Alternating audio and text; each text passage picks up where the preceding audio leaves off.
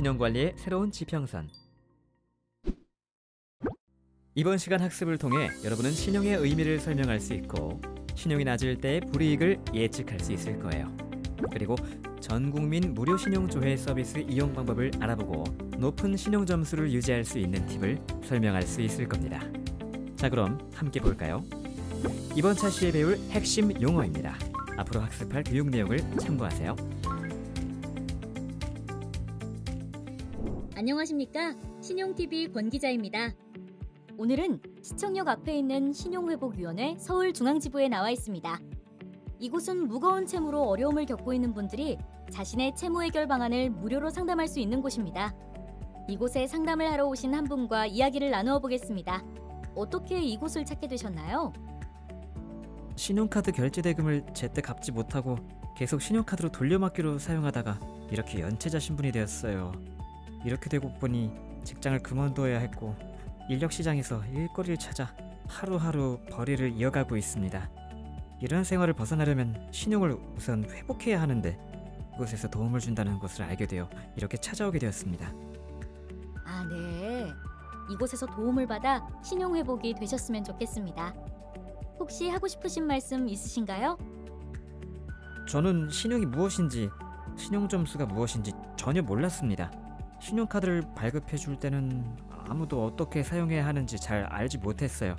그저 조건이 맞다면 카드를 발급하여 사용이 가능할 뿐이죠. 지금은 신용사회라고 하던데 개인의 신용관리에 대하여 잘 배울 수 있는 기회가 많이 있으면 좋겠어요. 신용의 개념. 교수님, 신용이란 무엇일까요? 신용이란 일반적으로 사람에 대한 믿음을 의미해요. 상거래에서는 돈을 빌리거나 외상으로 물건을 사고 언제까지 갚겠다는 약속을 잘 지킬 수 있는지에 대한 믿음을 의미하죠. 그리고 이 믿음의 크기만큼 개인은 아무런 조건 없이 돈을 빌리거나 물품 서비스를 외상으로 구매할 수 있습니다. 이 또한 신용이라고 표현해요. 즉, 먼저 사용하고 나중에 갚는 것을 통칭하여 신용이라고 합니다. 이 때문에 신용은 개인 입장에서는 갚아야 할 빚을 의미하기도 합니다. 신용의 사례를 구체적으로 살펴볼까요? 은행에서 담보 없이 빌리는 대출금은 물론 신용카드로 빌리는 현금 서비스, 핸드폰 소액 결제 서비스는 신용일까요? 아닐까요? 아무래도 먼저 받고 나중에 지불하니까 신용이라고 할 수 있겠네요. 네, 그리고 책을 한 세트 사고 10개월 할부로 갚기로 하였다면 먼저 책을 사서 보면서 책값을 10개월 동안 나누어 내는 것이니 역시 신용입니다. 이제 신용을 왜 빚이라고 하는지 이해가 되시죠? 우리나라의 금융권 등 일부 회사에서는 취업 시 신원보증보험 가입을 필수 조건으로 하고 있어요. 신원보증보험이요? 그건 왜죠? 신원보증보험은 취직을 하여 재정보증을 필요로 하는 경우 신용보증보험회사가 그 재정보증 책임을 대신 부담하는 것을 말합니다. 개인이 회사에서 근무를 하는 동안 사고 등으로 회사에 피해를 주는 경우 그 피해 보상을 신원보증보험사로부터 받기 위해서죠. 아, 그런데 연체와 신원보증보험 그리고 취업이 관련 있나요? 그럼요. 연체가 있는 사람은 신원보증보험 가입 자체가 어렵기 때문에 이처럼 신용이 낮은 사람은 아무리 능력이 뛰어나도 취업이 매우 어려워질 수 있어요. 여러분이 사장이라면 신용이 낮은 직원을 승진 대상으로 고려할까요? 승진도 신용과 관련이 있나요? 신용이 낮아 대출을 받을 때 대부업체 등 고금리 대출 상품을 이용하고 많은 대출 상환금으로 연체가 된 경우 빚 독촉 전화로 불안하고 힘들기 때문에 정상적인 직장 생활이 어려워 직장을 그만둬야 하는 상황으로 내몰리기 쉽겠죠. 신용이 낮을 때 받는 불이익. 교수님, 그럼 신용이 낮으면 어떤 불이익이 있을까요? 먼저 신용카드를 살펴볼까요? 신용카드는 개인의 신용을 평가하여 신용이 높은 사람에게 신용카드를 발급해주죠. 따라서 신용이 낮은 사람은 신용카드를 발급하지 못하니 현금을 늘 갖고 다녀야 하는 등 일상생활의 불편함이 커지고 정상적인 경제생활을 하기 어렵습니다. 소영님도 살다 보면 갑자기 많은 돈이 필요할 때가 있죠? 네, 아플 때나 사고가 났을 때 많은 돈이 필요하더라고요. 네. 그리고 실직을 하게 되면 생활비 등으로 사용할 돈이 필요하게 되죠. 돈을 빌릴 수 있는 금융회사로 가장 좋은 곳은 제1금융권 은행이에요. 제1금융권은 전국의 지점망을 갖고 있는 국민은행, 신한은행, 우리은행, 농협은행 등을 말합니다. 그리고 카카오뱅크, K뱅크 등 인터넷 은행이 있습니다. 제1금융권은 대출 이자가 저렴한 반면 돈을 빌리기가 꽤 까다로워 신용이 낮으면 빌릴 수 없습니다.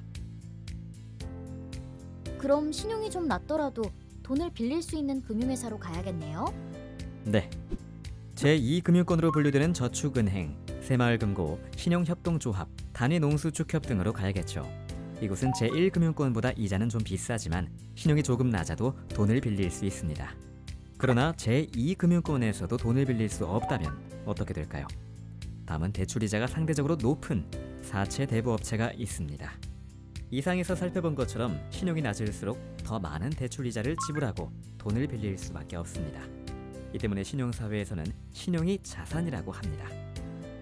이미 살펴본 것처럼 신용이 낮을수록 돈을 빌리고 갚지 않을 위험이 크기 때문에 신용이 낮은 사람은 더 많은 대출이자를 지불해야 합니다.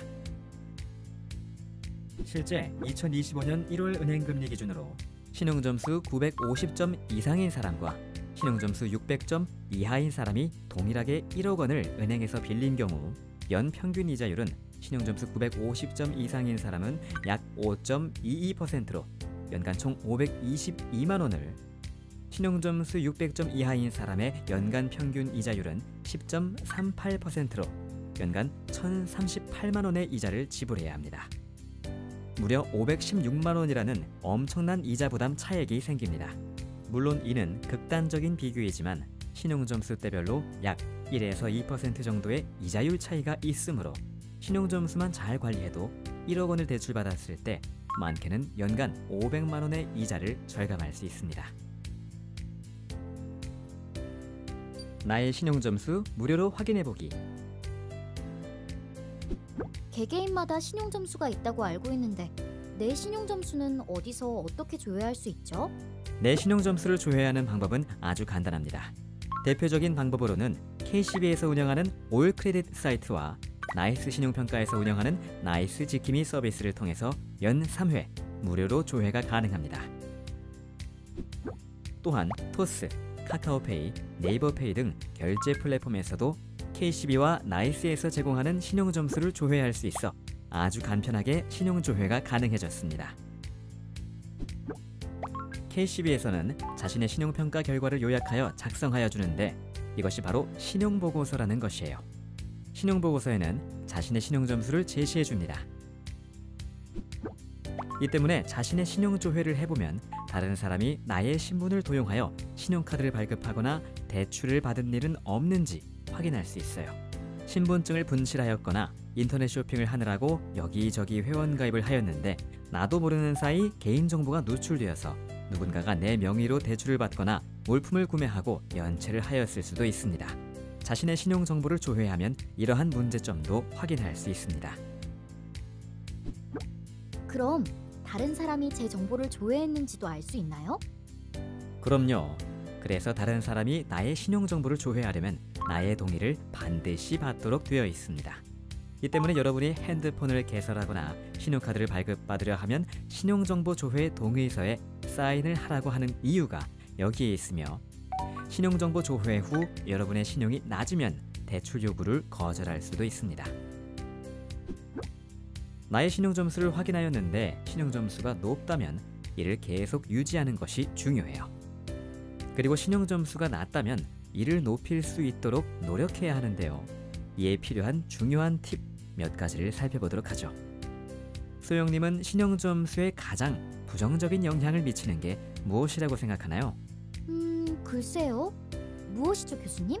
그건 바로 연체예요.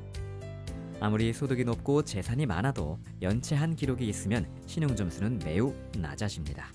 따라서 신용점수를 높게 유지하려면 단 하루라도, 그리고 아무리 작은 돈이라도 절대 연체하지 않도록 합니다. 만일 연체를 하였다면 하루라도 빨리 갚아야 하며 시간이 지나면 연체로 나빠졌던 신용점수가 조금씩 높아집니다. 그리고 은행은 한 곳을 정하여 오랫동안 거래하면서 자신의 신용을 쌓아가는 것이 좋습니다. 마치 1년지기 친구보다는 10년지기 친구가 더 믿을 수 있는 것과 같은 이치네요. 친구로 말하자면 친구를 폭넓게 사귀는 것보다는 오랫동안 깊게 사귀는 것이 바람직한 것과 같다고 할 수 있겠습니다. 나만의 신용점수 관리 방법. 교수님, 저는 재작년까지 신용카드를 사용하다가 한도 초과를 겪고 리볼빙 서비스까지 이용하다가 신용카드를 잘라버렸어요. 현재 체크카드와 현금만 사용하고 있는데 신용카드가 좋다, 체크카드가 좋다 의견이 매우 분분하더라고요. 교수님 생각은 어떠세요? 와, 신용카드를 자르셨다니 의지가 정말 대단하시네요. 일단 아주 잘하셨어요. 자, 그럼 소영님이 왜 잘하셨는지 이유를 설명드리기 전에 신용카드와 체크카드를 비교해서 설명드리겠습니다. 먼저 신용카드는 지금 당장 내 통장에 돈이 없어도 신용카드 설정 한도만큼 마음껏 사용할 수 있습니다. 반면 체크카드는 내 통장에 돈이 없으면 사용을 할 수 없죠. 따라서 신용카드는 과소비를 할 가능성이 높아집니다. 제가 잘했다고 칭찬한 이유는 바로 이것 때문입니다. 아직 소비 통제 능력이 형성되지 않은 분들은 신용카드를 사용하지 않고 체크카드를 사용하여 내가 사용할 수 있는 통장 잔고의 한도 내에서 사용하는 습관을 기르시는 게 가장 먼저 해야 할 일입니다. 아, 그렇군요. 아무래도 내 소득 범위 내에서만 지출을 하니 매달 카드 결제일이 두려워질 일은 없어졌어요. 신용카드의 특장점 첫 번째는 카드 할인 혜택이 있다는 겁니다. 일정 금액 이상 사용 시 할인, 혹은 영화 할인, 카페 할인 서비스 등이 있어 본인의 소비 패턴에 맞는 신용카드를 만드시는 게 좋겠습니다. 두 번째는 유동성이죠. 예를 들어 불가피한 사고로 병원비 500만 원이 발생했다고 가정해봅시다. 당장 내 통장에 현금이 없는데 50만 원씩 10개월 할부로 결제하게 되면 생활에 타격을 입지 않고 상황을 대처해 나갈 수 있습니다. 또한 신용카드를 연체 없이 오랫동안 사용하면 신용점수 또한 상승하여 높은 신용점수를 유지할 수 있습니다. 그렇다면 교수님이 전수해 주실 신용카드 사용 팁이 또 있을까요? 신용카드 결제일을 14일로 설정하는 것입니다. 왜냐하면 14일이 매달 1일에서 말일까지 사용한 금액을 청구하기 때문입니다. 이렇게 하면 온전히 한 달치 카드 금액이기 때문에 지출 흐름을 정확히 확인할 수 있고 카드가 여러 장이어도 관리가 편하게 됩니다. 아주 유용한 정보네요. 다음은 신용카드 사용 시 주의할 세 가지 사항입니다. 첫째는 신용카드 수를 필요 이상으로 많이 발급받지 않도록 합니다. 자칫 카드마다 제공해주는 서비스가 달라서 카드를 많이 발급받을 수 있습니다. 신용카드의 수가 많다고 해서 신용점수가 내려가지는 않지만 관리하기가 어렵기도 하고 불필요하게 연회비를 지불할 필요가 없기 때문입니다. 둘째는 주로 사용하는 신용카드를 한 개만 정하여 집중적으로 사용하면 관리도 쉽고 신용카드 거래 실적이 한 곳으로 집중되어 거래 실적이 많아지며 신용점수에 유리하게 작용합니다. 셋째, 신용카드를 오랫동안 사용하면서 연체 기록도 없으면 그만큼 내 신용을 증명한 기간이 길어지기 때문에 신용점수에 유리하게 작용합니다. 이 역시 친구로 말하자면 가끔 만나는 친구보다 많이 만난 친구가 그리고 오랜 기간 동안 만난 친구의 우정이 깊어지는 것에 비유할 수 있습니다. 신용카드를 사용하다 보면 신용카드 결제일에 생각보다 카드 대금이 많아 놀랄 때가 있어요. 왜죠? 현금은 눈에 보이지만 신용카드는 그렇지 않아 과소비를 하기 쉽기 때문입니다. 이에 비해 체크카드는 물품을 구매하는 즉시 내 통장에서 돈이 빠져나가는 특성이 있어 반드시 통장에 돈이 있어야 물품 구매가 가능합니다. 따라서 체크카드는 나의 과소비를 통제해줄 뿐만 아니라 체크카드 사용 기록은 일반 신용카드를 사용한 기록과 같이 내 신용 등급이 신용점수를 좋게 유지하는 데 도움이 됩니다. 신용점수에 관한 오해. 그럼 금융회사에서 대출을 전혀 받지 않았거나 카드 사용 또한 안 한 사람은 신용점수가 좋나요? 어떨 것 같으세요? 좋을까요? 안 좋을까요? 나의 신용을 보여줄 기록. 나는 이렇게 약속을 잘 지키고 잘 갚는 사람이다 라는 기록이 없으면 신용점수를 좋게 받을 수가 없어요. 현금만을 이용하던 학생, 혹은 신용카드를 전혀 사용하지 않는 사회초년생은 신용점수가 0에서 1000점 중 중간 정도의 위치에 있게 돼요. 여기서 잘 상환해 나가는 신용거래 실적을 쌓으면 신용점수가 상승하고 연체가 발생하면 신용점수가 하락하게 됩니다. 아, 그렇군요. 제 아는 지인은 연체도 없고 고연봉 소득자인데 신용거래가 없어 주택담보대출 받기가 매우 어려웠다고 들었던 적이 있었어요. 맞습니다. 그런 분들을 금융이력 부족자라고 부릅니다. 최근 2년 내 신용카드 사용 실적이 없고 3년 내 대출 보유 경험이 없는 사람을 말합니다. 아, 말 그대로 금융의 이력이 부족한 사람을 말하는 거네요. 그럼 대출을 일단은 받아서 갚아나가는 게 좋을까요? 불필요하게 돈을 빌려서 이자를 내면서까지 대출을 받을 필요는 없고 위의 사례와 같이 주거지 관련 대출 등 목돈이 필요하여 대출을 받아야 할 때 신용카드 등으로 거래 실적을 쌓으면 좀 더 수월하게 대출을 받을 수 있겠죠.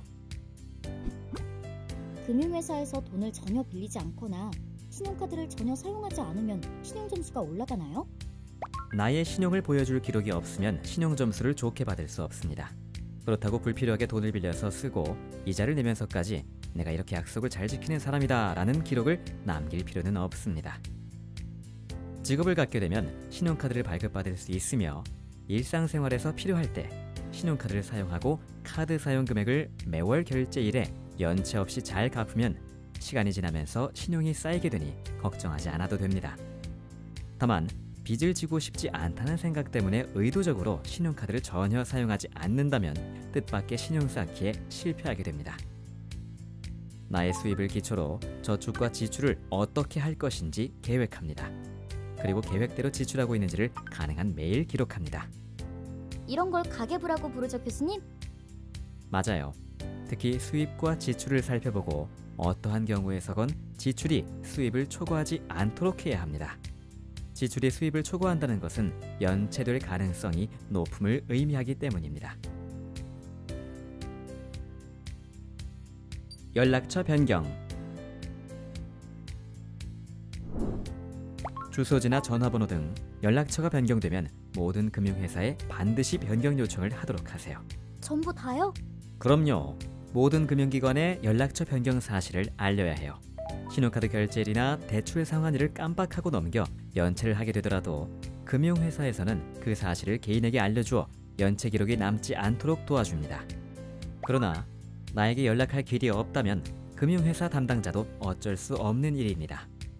이러한 일 외에도 금융회사에서 개인에게 알려주어야 할 중요한 사항을 전달받기 어렵기 때문에 불이익을 받을 수 있습니다. 또한 단기 연체 정보는 최장 3년 동안 신용점수를 평가에 영향을 미칩니다. 그리고 금융회사 한 곳에만 주소 변경을 하면 내가 선택한 다른 모든 금융회사에 등록된 주소도 한꺼번에 바꿀 수 있습니다. 금융주소 한 번의 서비스라고 합니다. 개인 신용평가 시스템 이해하기. 개인 신용평가는 다음의 절차에 의해 이루어집니다. 어떤 절차인가요? 첫째, 개인의 신용정보를 수집합니다. 신용정보를 집중하기 위하여 관련 법률에 따라 설립된 한국신용정보원이 있으며 신용평가 회사인 CB사로 KCB와 나이스 평가 정보가 있습니다. 한국신용정보원은 우리나라의 모든 금융회사로부터 개인의 금융거래 정보가 집중되어요. 특히 돈을 빌리거나 신용카드 결제 금액을 연체한다면 그 연체 정보가 집중되고 연체 기간이 3개월을 경과하면 금융회사 모두에게 연체 정보를 공유합니다. 그리고 이렇게 수집한 모든 정보는 개인의 신용평가를 필요로 하는 금융회사와 CB사에 제공합니다. 두 번째, CB사는 한국신용정보원에서 받은 개인의 금융회사 거래 정보 이외에도 자체적으로 비금융회사, 유통회사 등으로부터 개인의 거래 정보를 수집합니다. 이러한 정보를 기초로 개인의 신용점수를 평가합니다. 그리고 이를 요청하는 곳에 제공합니다. 교수님, 조금만 쉽게 설명해 주세요.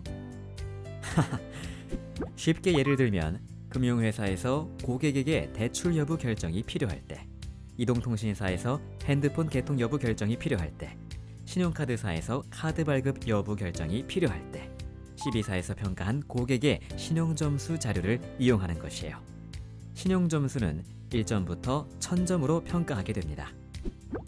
점수가 높을수록 신용이 높다고 평가를 받을 수가 있는데요.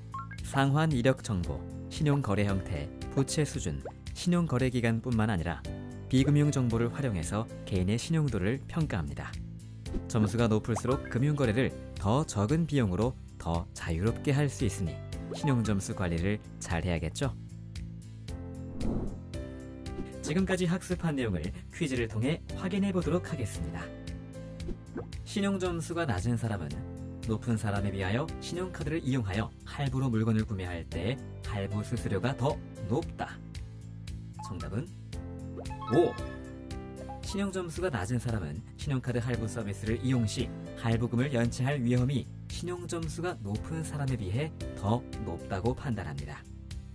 이와 같이 신용이 나쁜 사람은 할부금 연체 위험 때문에 더 높은 할부 수수료를 부과합니다. 신용 점수를 높게 받으려면 아예 신용카드를 사용하지 않아 연체 위험을 원천 차단하는 것이 좋다. 정답은 X. 개인의 신용을 평가할 수 있는 기록이 필요하므로 신용카드를 적절히 사용하는 것은 바람직합니다. 다만 억지로 신용카드를 사용하는 것이 아니라 본인의 상환 여력 이내에서 사용하고 결제일에 연체가 되지 않도록 유의하여 관리해야 합니다. 신용 점수를 자주 조회하면 점수가 낮아진다. 정답은 X. 신용 점수 조회 기록은 신용평가 항목에 포함되지 않습니다.